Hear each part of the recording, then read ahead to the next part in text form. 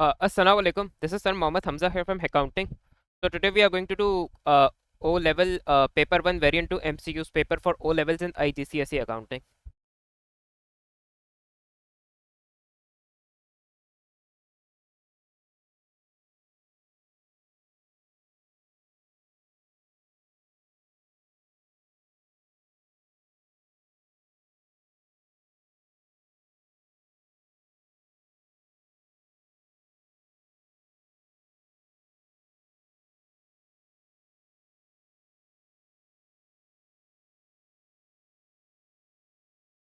Which statements about accounting and bookkeeping are correct?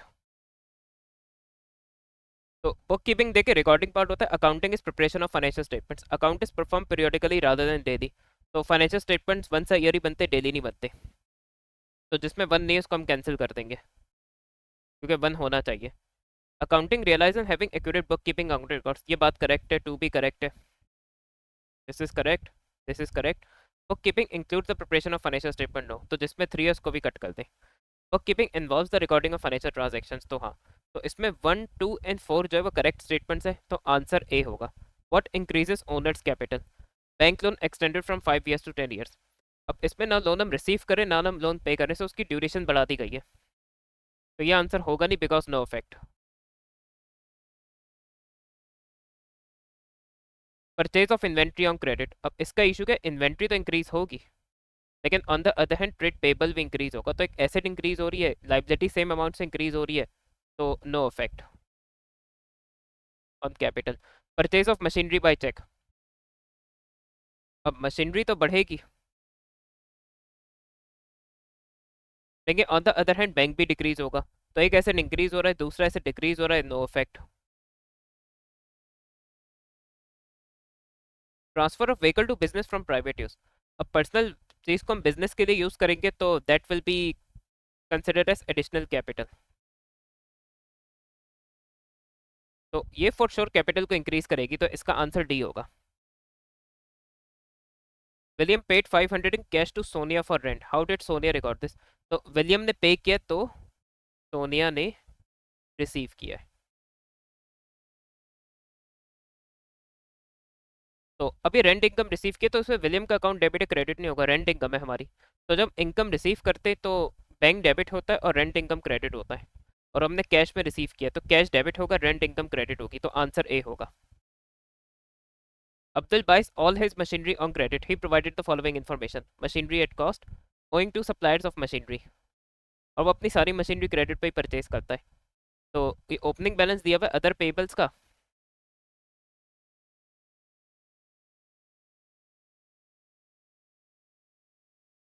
During the year, Abdul paid 25,000 to the suppliers of his machinery. How much did he owe them on 30 April 2021? तो उस पर simply हम other payable का account बना सकते हैं, आराम से हो जाएगा.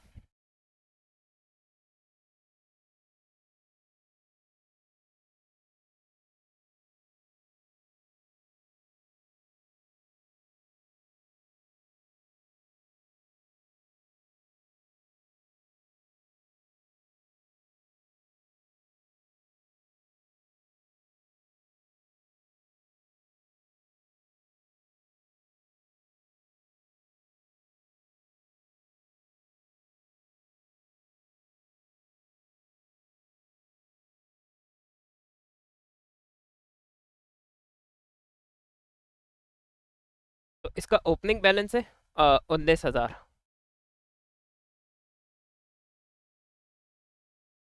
और हमने पेमेंट टू सप्लायर की है.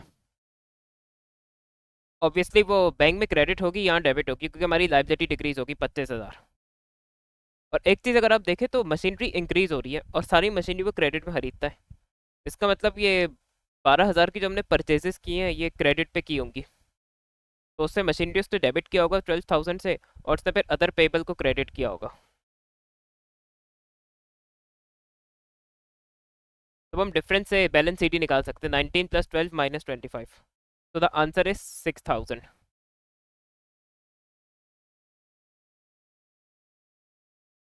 तो इसका आंसर ए होगा.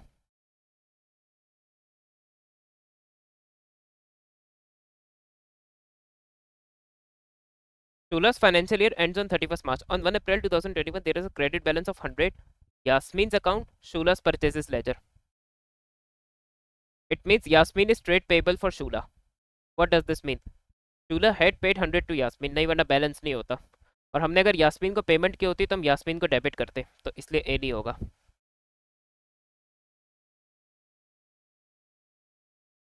शूला ओट 100 टू यास्मीन, ये हो सकता है.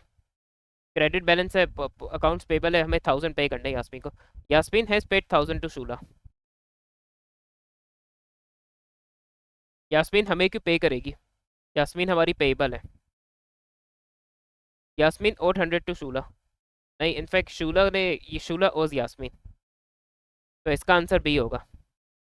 हसीना buys radios from Nazneen at a list price of 10 each. Hasina bought 12 radios and was offered 20% trade discount and 4% cash discount. Two radios were faulty and were returned to Nazneen. What was the total of the credit note issued by Nazneen?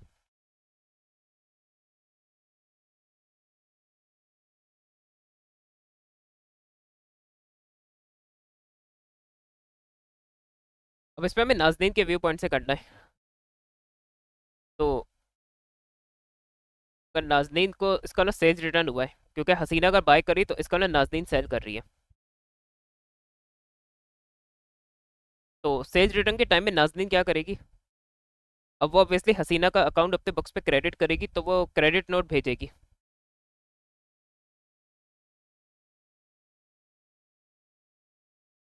और debit note वो receive करेगी उससे, हसीना से, क्योंकि हसीना के लिए Nazneen trade payable है.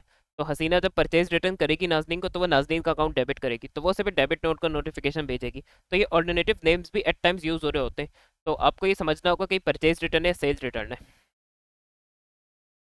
और देखिए, इनिशियली अगर हमने नाजनीन ने इसको ट्रेड डिस्काउंट पे गुड्स को बेचा था, तो फिर वही गुड्स रिसीव भी किए होंगे. तो सिंपली 2 into 10,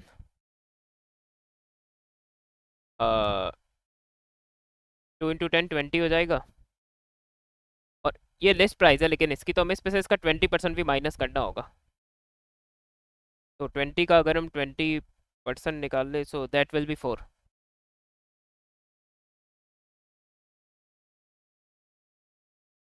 20 का 20% है ये.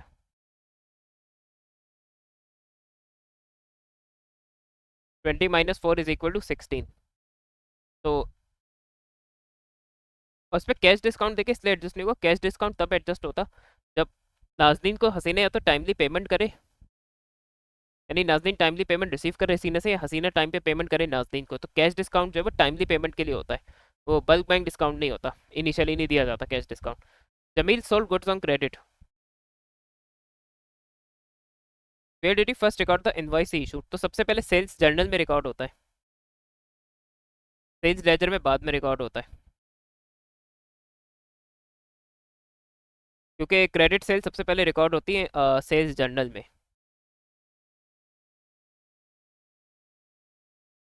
विच statements about a 3 column cash book are correct? 3 column. It contains ledger account for bank cash, तो जिसमें 1 नहीं है वो वैसे ही आंसर नहीं होगा. It contains ledger account for discount without discount receive. अब देखिए, कैश बुक में डिस्काउंट विदाउट डिस्काउंट रिसीव के कॉलम होते हैं.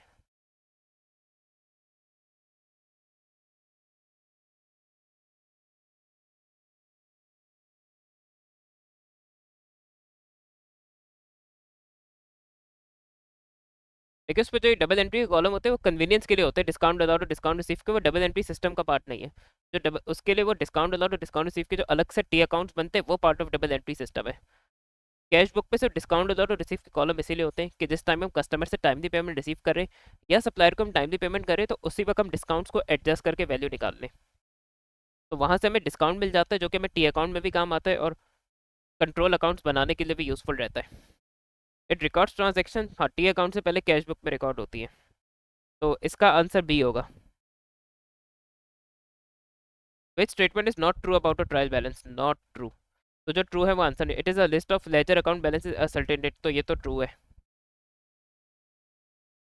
It can assist in finding arithmetical errors, ये भी ट्रू है. Such as listing errors.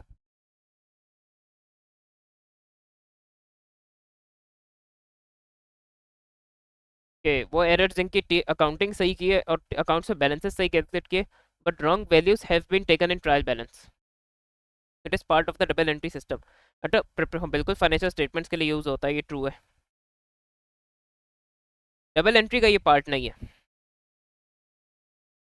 कि टी अकाउंट्स यूज होते हैं इसको बनाने के लिए, लेकिन ये सिंपल एक स्टेटमेंट फॉर्म में बनता है, तो part of double entry system नहीं है, तो इसका आंसर सी होगा। What is an error of original entry?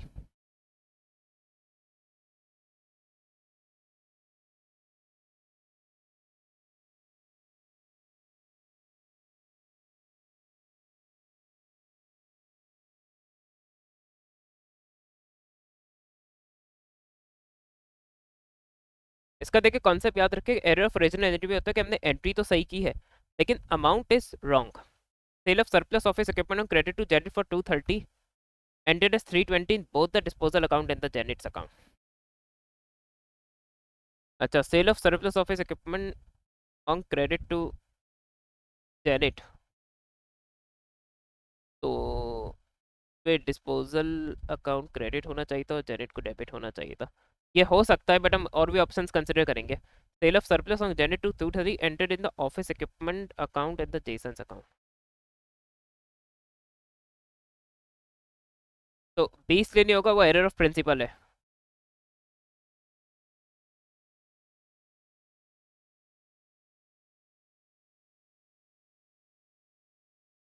Cell of surplus office equipment on credit to Janet enter in the sales account and the Janet account.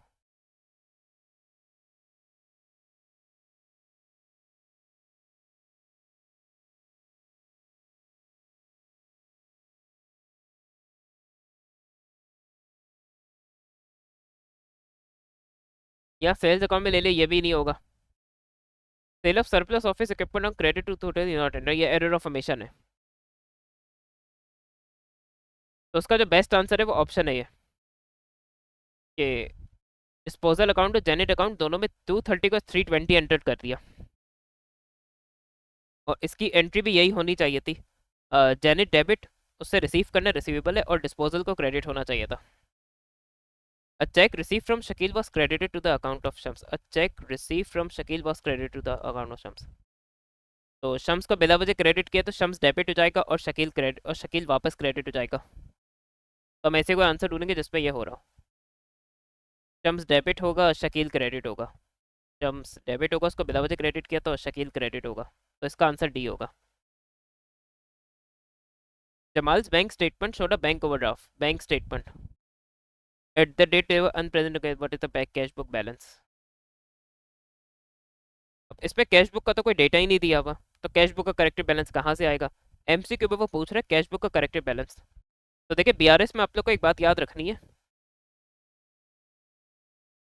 कि जो इसका corrected balance है ना, वो कैश बुक के corrected balance के equal होता है। तो अगर हम बैंक रिकंसिलिएशन स्टेटमेंट में बैंक स्टेटमेंट का करेक्टेड बैलेंस निकाल लेते हैं, तो वही कैश बुक का करेक्टेड बैलेंस भी होगा, उसके इक्वल आता है। तो फिर हम एक तरह से बीआरएस से करेक्टेड कैश बुक बैलेंस निकाल सकते हैं। तो उसको पहले ओवरड्राफ्ट से नेगेटिव बैलेंस है 1460, अनप्रेजेंटेड चेक्स वो थे जो हमने चेक्स पेमेंट के लिए इशू करती है लेकिन बैंक ने माइनस नहीं किए, इवेंचुअली डिक्रीज होगा तो हम माइनस कर देंगे बैंक बैलेंस। और अनक्रेडिटेड डिपॉजिट किसी ने हमारे अकाउंट में भेजे, बैंक ने ऐड नहीं करवाया, उसको एडजस्ट नहीं किया, तो हम ऐड करेंगे अनक्रेडिटेड डिपॉजिट, तो हमारा बैलेंस सी डी आ जाएगा। तो -1460 -385 प्लस 255, तो -1590 आ रहा है। और उसने जो है कैश बुक के व्यू पॉइंट से पूछा है, तो अब अगर नेगेटिव बैलेंस है तो बीआरएस का तो नेगेटिव बैलेंस है वैसे वो, लेकिन यही फिर कैश बुक का भी नेगेटिव बैलेंस होगा, और कैश हमारे लिए एसेट होता है। तो अगर उसमें पॉजिटिव बैलेंस है तो डेबिट बैलेंस कहलाएगा, उसमें नेगेटिव बैलेंस है तो वो क्रेडिट बैलेंस कहलाएगा, तो 1590 क्रेडिट, इसका आंसर सी होगा।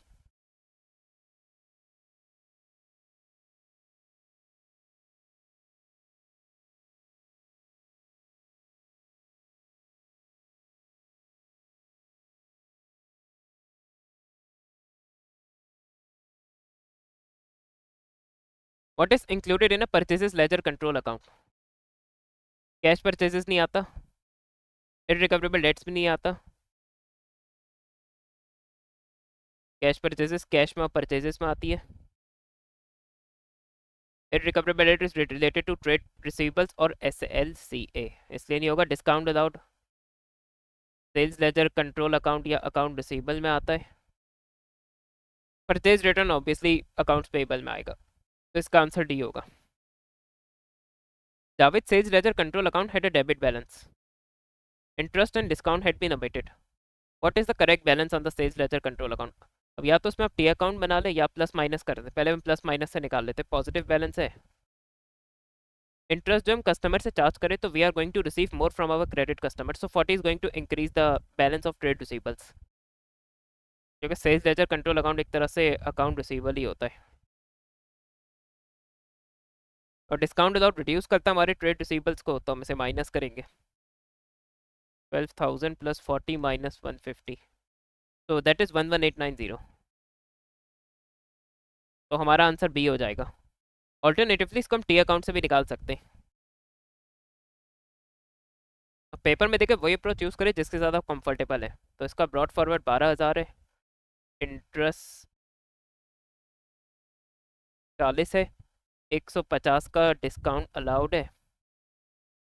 यहाँ से निकाल ले बैलेंस सीडी, वही देखिएगा आपका 11,890 आएगा।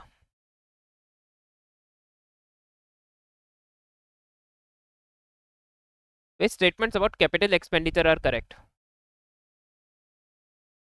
Treated as non-current asset, वो capital expenditure होते हैं। Money spent to day, no, जिसमें वन है उसको कट कर दें, क्योंकि लॉन्ग टर्म एक्सपेंडिचर होता है, क्योंकि नॉन करंट एसेट से मल्टीपल ईयर्स बेनिफिट लेते हैं। It is money spend on purchasing, ये बिल्कुल सही है। तो दोनों में 2 है, लेकिन सी और डी में। रिकॉर्डेड इन एसओएफपी में एज एनसी आता है। Expenses no, expenses revenue expenditure कहलाते हैं।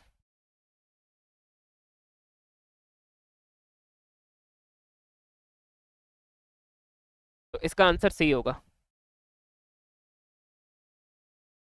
Nia sold equipment with a net book value of 200. The proceeds of the sale were credited to the sales account and debited in the cash book. What is the effect of this error on Nia's gross profit and profit for the year? Effect of this error. तो उसने effect of error पूछा, effect of correcting the error नहीं पूछा है।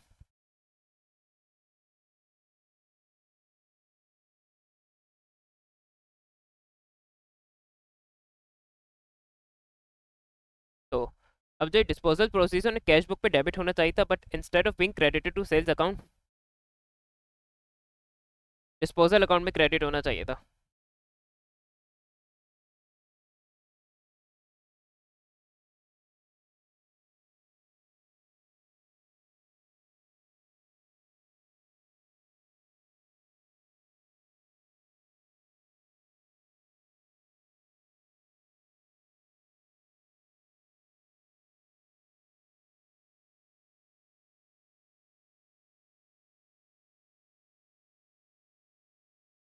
देखिए हमने उसको माशाल्लाह से सेल्स में डेबिट कर दिया। तो सबसे पहले रेवेन्यू ओवर स्टेट हुआ इसमें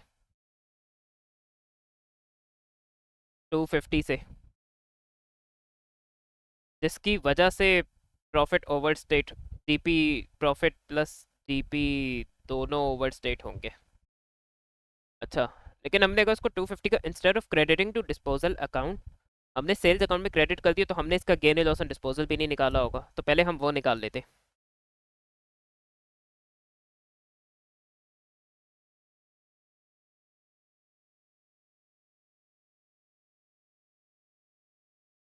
अब प्रोसीड्स हमारे 250 के और नेट बुक वैल्यू 200 की है। Proceeds are greater than net book value 50 का गेन ऑन डिस्पोजल है। अब हमने ये मिसिंग होगा, तो 50 से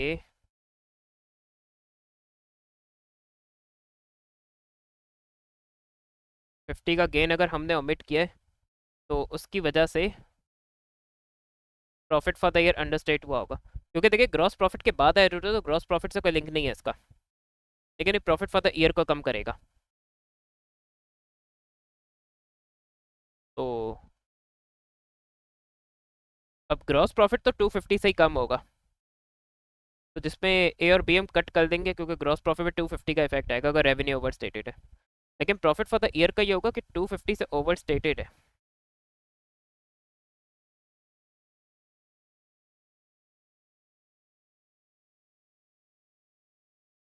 लेकिन ऑन द अदर हैंड वो 50 से अंडर स्टेटेड भी है,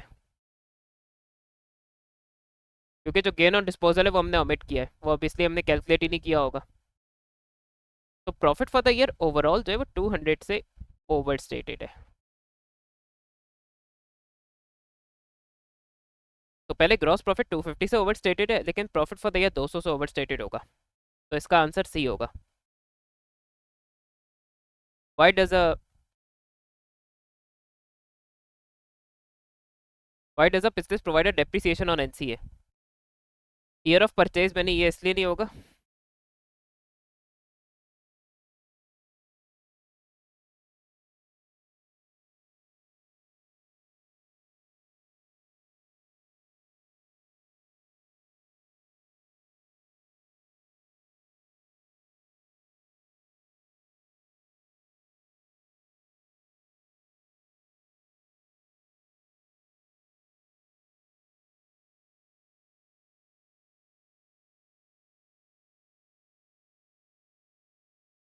तो हर साल चार्ज करेंगे जब तक डिस्पोज ऑफ नहीं हो जाता, तो ईयर ऑफ परचेज में चार्ज नहीं करेंगे। बुक वैल्यू वो रीजन नहीं है, वो आउटकम है, डेप्रिसिएशन चार्ज करा देगा। तो इसलिए बी भी नहीं होगा। To enjoy the matching principle is applied, हाँ।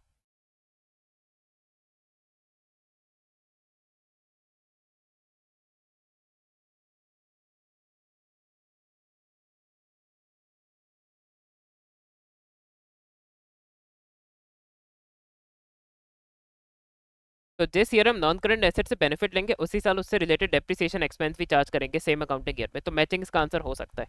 टू रिटेन कैश नहीं, नॉन कैश एक्सपेंस है, तो कैश रिप्लेसमेंट से कोई लिंक नहीं है, तो इसका आंसर सी होगा।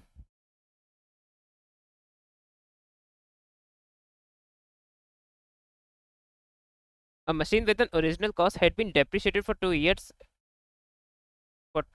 at the rate of 10% per annum using the straight line basis. It was then sold for cash with the loss on disposal. A replacement machine was bought on the same day. What is the net decrease in the cash balance? अब इसमें देखो उसने decrease in cash balance net decrease in cash balance पूछा है, तो हमें उसके हिसाब से अपनी कैलकुलेशंस को लेके चलना है। अब जो हमने मशीन डिस्पोज ऑफ की उसको लॉस ऑन डिस्पोजल दे दिया, लेकिन हमने उसको के डिस्पोजल प्रोसीड्स क्या है उसके, उसको बेच के कितना रिसीव किया वो हमें गिवन नहीं है, तो वो हमें वही निकालना होगा।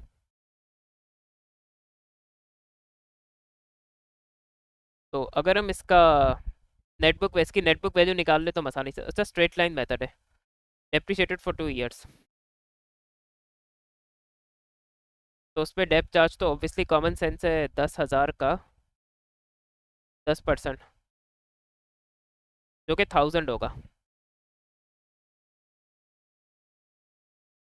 और स्ट्रेट लाइन में डेप्रिसिएशन सेम रहता है, तो आप 1000 को मल्टीप्लाई बाय 2 कर दे तो आपका एक्यूमुलेटेड डेप्रिसिएशन आ जाएगा। इसी की नेटबुक वैल्यू निकालनी है तो 10 - 2 कर दें, तो आपकी 8000 नेटबुक वैल्यू आ जाएगी। स्क्रैप वैल्यू उसने दी भी नहीं है। अब लॉस एंड डिस्पोजल है तो उसका उसके प्रोसीड्स नेटबुक वैल्यू से कम होंगे।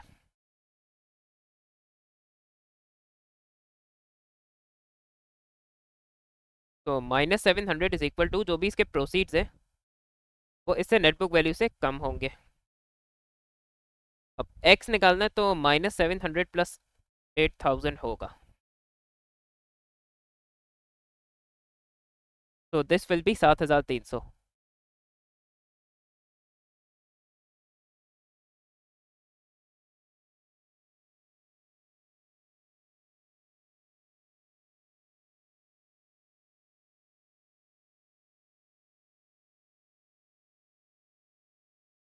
तो पहले तो हमने -12400 का एसेट खरीदा और 7300 हमने एसेट को बेच के रिसीव किए थे, लेकिन जो आउटफ्लो है, जो कैश आउटफ्लो है पेमेंट है वो ज़्यादा है, जो कैश हमने रिसीव किया है इनफ्लो है वो कम है, तो ओवरऑल जो है वो डिक्रीज होगा, -12,400 प्लस 7300।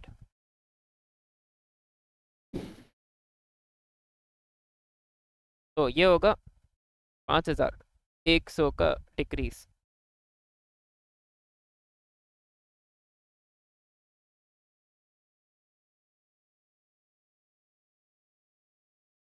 तो इसका आंसर बी होगा। Why would a bakery not include a value for inventory stationery? It was expected it will be used in the next few months. तो ये भी इसलिए नहीं होगा वरना वो से करंट एसेट ले लेता। It was purchase regularly and paid for in cash, तो भी रिकॉर्ड होता। नॉट फॉर रीसेल, तो एनसीए भी कुछ यही होता है, फिर भी रिकॉर्ड हो रहा होता है।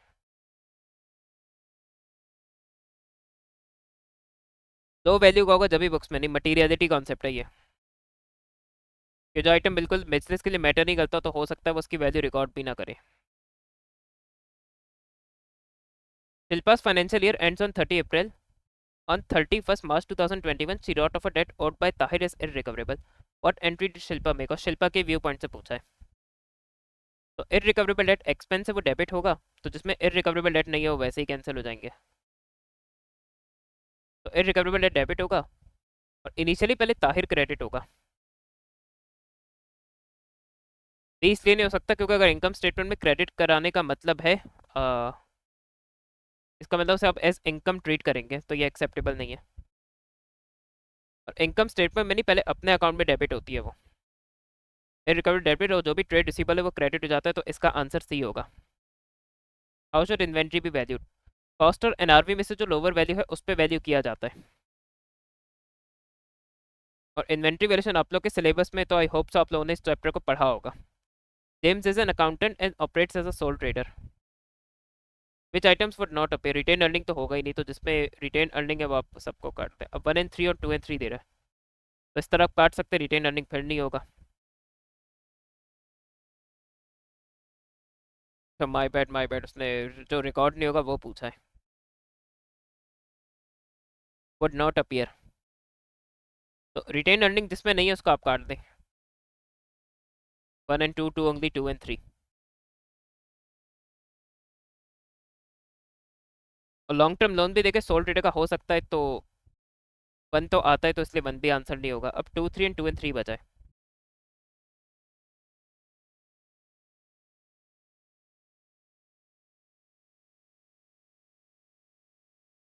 2 and 3 भी नहीं होगा, आपका बचेगा सिर्फ 2, रिटेन अर्निंग नहीं आता।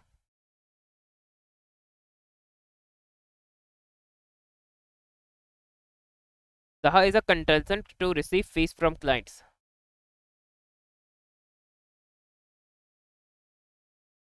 Receive fees from clients. It means service business है, और सर्विस बिजनेस होता है no cost of sales, direct revenue less expenses होता है सर्विस बिजनेस में, क्योंकि कोई गुड्स तो सेल कर नहीं रहा तो उनको कोई कॉस्ट ऑफ सेल्स नहीं होगी, तो जिसमें कॉस्ट ऑफ सेल्स है उनको हम कट कर देंगे, और ऑब्वियसली फीस में से एक्सपेंस माइनस करेंगे तो प्रॉफिट आएगा ना, तो इसका आंसर डी होगा। कैपिटल में एनसीएल ऐड करते हैं, तो जिसमें नॉन करंट लायबिलिटी बस वो चूज कर ले। What is an advantage of forming a partnership? Decisions have to be recognised by partner, ये तो डिसएडवांटेज है।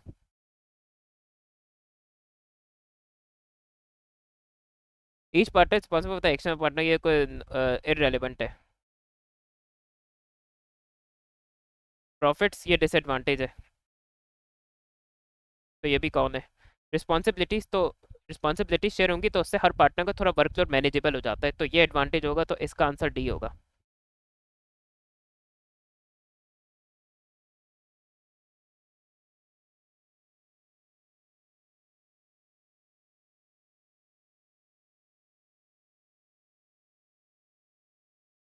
And and man are in partnership sharing profit and losses equally. They provide the following information for the year ended 30 April 2021. Profit for the year, interest on capital, what is Ben's share of the residual profit? तो residual profit के लिए मुझे profit में से पहले appropriations minus करनी होंगी, तो 20,000 में से 5,000 माइनस हो जाएगा और 4,000 माइनस हो जाएगा।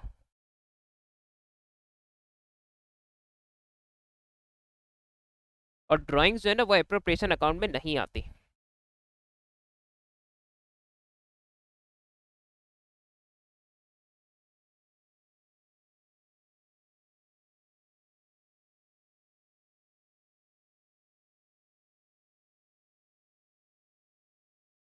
तो ये हमारा 11,000 आ गया। ड्राइंग्स एप्रोप्रिएशन अकाउंट में नहीं आती। 20 -5 -4 11,000 आ गया। 11,000 को डिवाइड बाय 2 कर दें तो आपका शेयर ऑफ प्रॉफिट आ जाएगा, क्योंकि इक्वल शेयरिंग है। 5500। तो Ben share of residual profit आ गया आपका, ने मना किया। What statements about a receipt and payment account is incorrect? And receipt and payment account is a bank account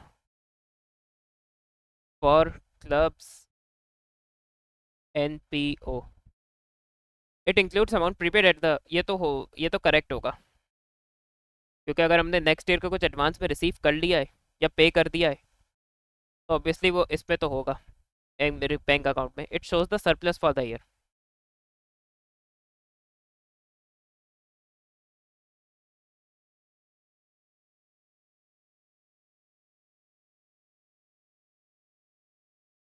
तो ये हो सकता है, क्योंकि सरप्लस जो है वो इनकम एंड एक्सपेंडिचर दिखाता है। लेकिन हम बाकी चॉइसेस को भी कंसिडर करेंगे। Non monetary items are excluded, ये करेक्ट है, क्योंकि इसमें सब कैश ट्रांजेक्शन आती है।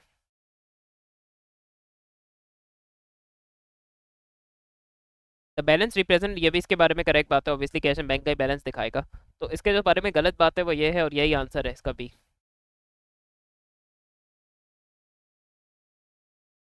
Prime cost sum of direct cost. तो डायरेक्ट कॉस्ट का जो सम है वो प्राइम कॉस्ट होता है। डायरेक्ट कॉस्ट वो है जो डायरेक्टली प्रोडक्शन यूनिट्स के साथ चेंज होती है। Direct material plus direct labour, direct material ये ज़्यादा है, फैक्ट्री ओवरहेड नहीं होगा। फैक्ट्री ओवरहेड नहीं होगा। डायरेक्ट मटेरियल डायरेक्ट लेबर के अलावा फैक्ट्री डायरेक्ट एक्सपेंसेस भी हो सकते हैं, तो इसका आंसर बी होगा। Nulla provided the following information for the year ended March. Drawings, net assets, what is the profit or loss? अच्छा, नेट एसेट्स माइनस लाइबिलिटी होते हैं। और नेट एसेट्स आपका एसेट्स माइनस लाइबिलिटीज होता है। अगर एसेट्स लाइबिलिटीज को एक्सीड करे तो वो इक्विटी की जगह उसको नेट एसेट भी कहता है। तो this is just another name for capital equity. तो ये आपका ओपनिंग कैपिटल है, ये क्लोजिंग है। तो इसमें देखिए, आपको जो इक्विटी का सेक्शन है उसके हिसाब से तो हमें इक्विटी का सेक्शन बना के प्रॉफिट निकालना होगा। वैसे लॉस भी हो सकता है। तो ओपनिंग है 60,500। प्रॉफिट या लॉस नहीं पता, उसे एक्स रखेंगे। और फिर हमें ड्राइंग्स उसने दी हुई है 3900 की। तो इसका क्लोजिंग कैपिटल इसने निकाल दिया होगा 72275। अब अगर उसको बैकवर्ड सॉल्व करें तो 72275 पे इसने 3900 माइनस हो रहा था तो ऐड बैक हो जाएगा, 60,500 ऐड हो रहा था तो माइनस हो जाएगा, तो हमारा प्रॉफिट या लॉस आ जाएगा। तो 72275 प्लस 3900 माइनस 60,500, तो दिस इज 15675। 15675 और पॉजिटिव आंसर आए, इट मीन्स प्रॉफिट है।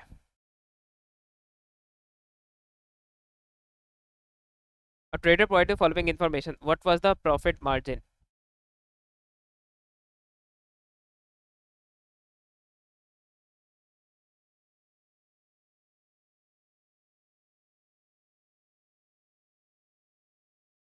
अब इसमें प्रॉफिट फॉर द ईयर को रेवेन्यू से डिवाइड करते हैं तो प्रॉफिट मार्जिन आ जाता है। मसला ये कि उसने हमें रेवेन्यू दिया नहीं है। तो अब अगर हम इसमें इनकम स्टेटमेंट कंसिडर करें तो रेवेन्यू में से कॉस्ट ऑफ सेल्स माइनस होता है तो ग्रॉस प्रॉफिट आ जाता है, फिर उसी में से एक्सपेंसेस माइनस होते हैं तो हमारा PF profit for the year आ जाता है। तो रेवेन्यू मुझे नहीं पता, कॉस्ट ऑफ सेल्स मुझे पता है 80,000 है, और एक्सपेंसेस भी मुझे पता है 4,000 है, और उसके बाद मेरा प्रॉफिट फॉर द ईयर 16,000 आ गया होगा। तो अगर रेवेन्यू निकालना है तो 16,000 में 80,000 ऐड हो जाएंगे और 4,000 ऐड हो जाएगा। तो 16,000 plus 80,000 plus 400, 4,000, sorry 4,000। My bad, 4,000, 16,000 plus 80,000 plus 4,000, तो रेवेन्यू हमारा आ गया 100,000 का। अब प्रॉफिट मार्जिन निकालना है तो सिंपली 16,000 को डिवाइड कर दें 100,000 से, मल्टीप्लाई बाय 100 कर दें, and this will probably be 16%। तो this is 16%। What was the profit margin?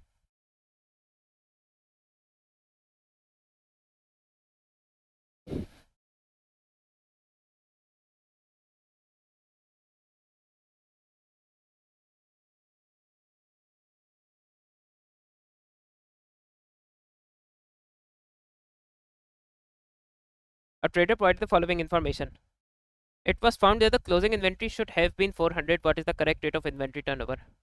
It means ये जो कॉस्ट ऑफ सेल्स की फिगर है ये रॉन्ग है।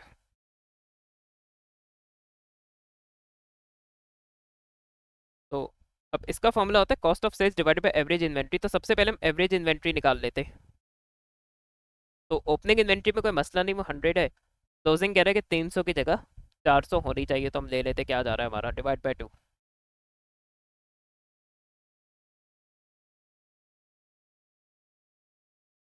तो ये हो गया हमारा 250।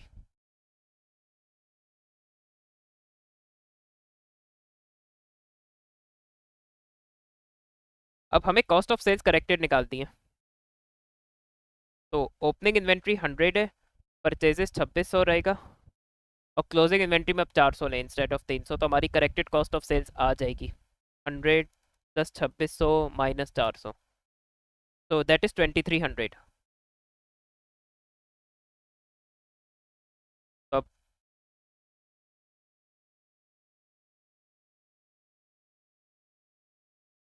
हमें इन्वेंट्री टर्नओवर चाहिए, तो कॉस्ट ऑफ सेल्स हमारी 2300 है, divided by average inventory which is 250।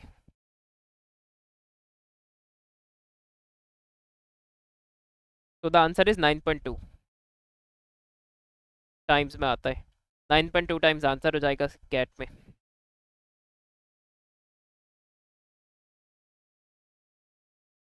Sally's business has reached the overdraft limit set by the bank of 1500 and is not able to pay its debts when they fall due. Sally is considering the following proposals. Which proposals will improve the working capital of the business? तो सबसे पहले working capital के बारे में ये पता होना चाहिए कि ये current assets minus current liabilities होता है। तो जो प्रपोजल्स ओवरऑल वर्किंग कैपिटल को इम्प्रूव करे हम वो चूज करेंगे। Asking bank to increase the overdraft limit to 2000। Already 1500 का ओवरड्राफ्ट है। अब ओवरड्राफ्ट को अगर हम 500 से बढ़ाएंगे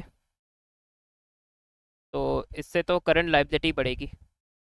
लाइबिलिटी बढ़ेगी तो वर्किंग कैपिटल इंक्रीज तो नहीं होना, डिक्रीज होना है, तो जिसमें 1 है वो तो वैसे ही कैंसिल कर देंगे। borrowing 2000 from a relative and paying the money back in 6 months। अब इसमें मसला क्या है, बैंक बढ़ेगा, ऑन द अदर हैंड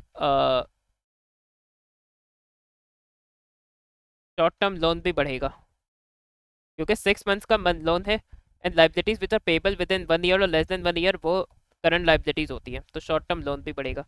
तो एसेट भी सेम अमाउंट से इंक्रीज हो रहा है, करंट लाइबिलिटी भी 2000 से इंक्रीज होगी, तो वर्किंग कैपिटल पे तो कोई इफेक्ट ही नहीं होगा, तो सी भी कट जाएगा।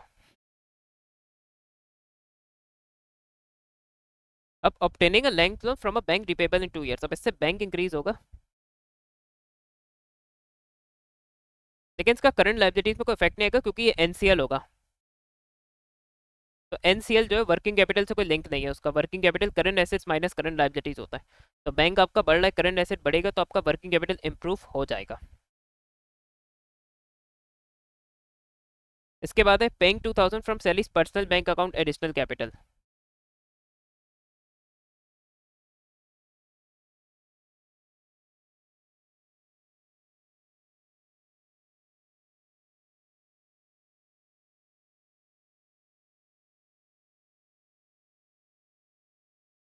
तो इससे बैंक बढ़ेगा और कैपिटल बढ़ेगा, तो आपका करंट एसेट बढ़ रहा है तो आपका वर्किंग कैपिटल भी बढ़ेगा, तो इसका आंसर डी होगा।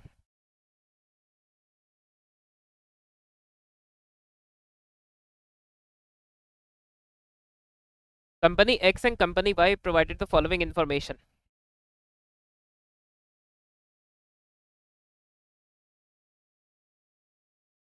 ग्रॉस प्रॉफिट मार्जिन तो ग्रॉस प्रॉफिट मार्जिन वाई का ज़्यादा है, एक्स का कम है, लेकिन प्रॉफिट मार्जिन दोनों के बराबर है। बहुत companies earn the same amount, ज़रूरी नहीं है, डिफरेंट अमाउंट से भी रेशियो सेम आ सकता है।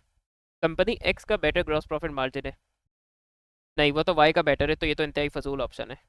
Company Y had a larger proportion of expenses than company X.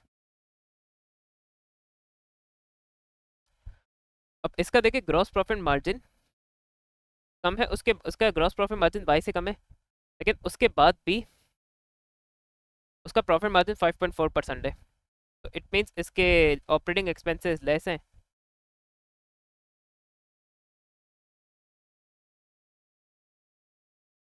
अब इसका ग्रॉस प्रॉफिट मार्जिन तो ज़्यादा है, लेकिन इसका प्रॉफिट मार्जिन एक्स के बराबर है, तो इसका मतलब इसके ऑपरेटिंग एक्सपेंसेस ज़्यादा है।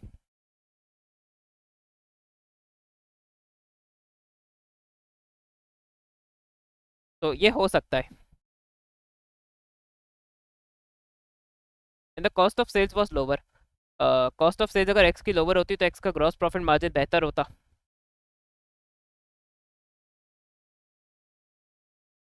तो इसीलिए इसका आंसर सी होगा।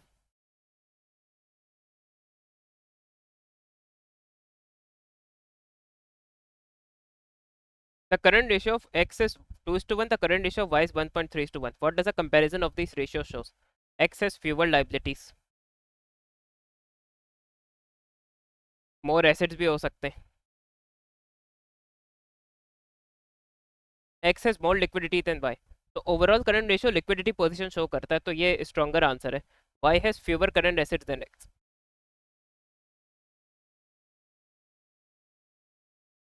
मोर करंट लाइबिलिटीज भी हो सकती है। Y has more current liabilities than X, ये भी पॉसिबिलिटी है। Y has more inventory than X. नहीं, inventory is also included in the calculation, तो ये तो बिल्कुल ही गलत है। तो क्योंकि इन्वेंट्री करंट रेशियो में इंक्लूड होती है।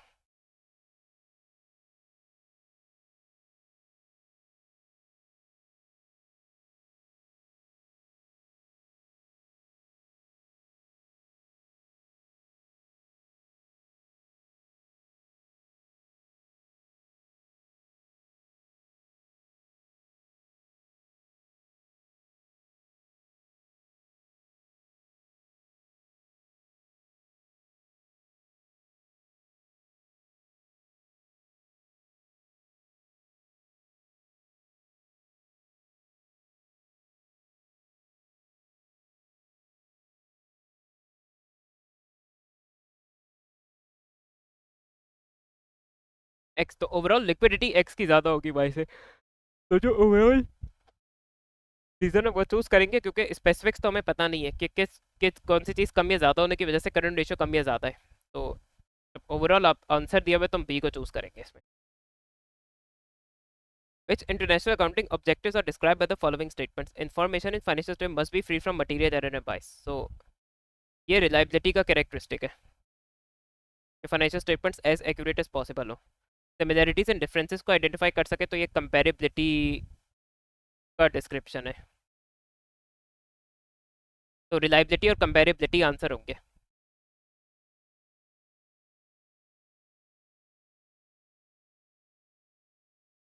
अल्लाह हाफिज़।